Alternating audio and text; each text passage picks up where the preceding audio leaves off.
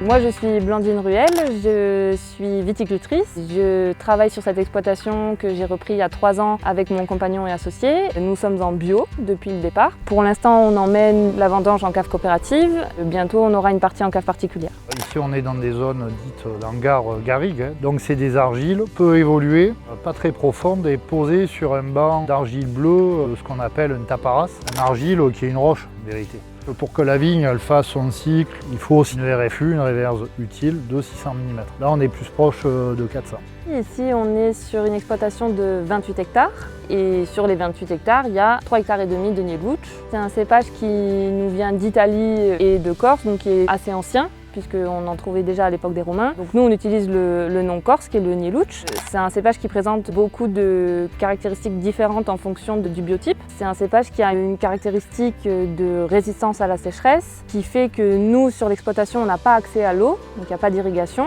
Et avec le contexte climatique actuel, c'est un vrai plus d'avoir un cépage qui va résister aux températures plus chaudes et au manque d'eau. Il a grande amplitude de développement végétatif, ce qui fait qu'il débourre très tôt. Les bourgeons sont là tôt dans l'année, ce qui fait qu'il est sensible au gel. On adapte un petit peu en taillant plus tard. Donc là, les 3,5 hectares, il faut qu'on calcule sur notre programme de taille, on puisse les faire fin mars, début avril. On récoltait plutôt tôt pour en faire du rosé. Et à partir de cette année, on a un projet de vinification au domaine et on va vinifier en rouge pour la première fois. L'idée, c'était de la comparer avec un cépage de Carignan en 2022 par rapport à sa résistance à la sécheresse. Donc, au niveau de la chute des apex, on était à peu près équivalent au Carignan. Il a mis très longtemps à perdre ses apex. Au niveau de la perte des feuilles, la défoliation au niveau de la zone fructifère, il n'y en a pas eu tant que ça. Malgré la canicule, la sécheresse et la grêle, on a fait quasi 55 hecto-hectares.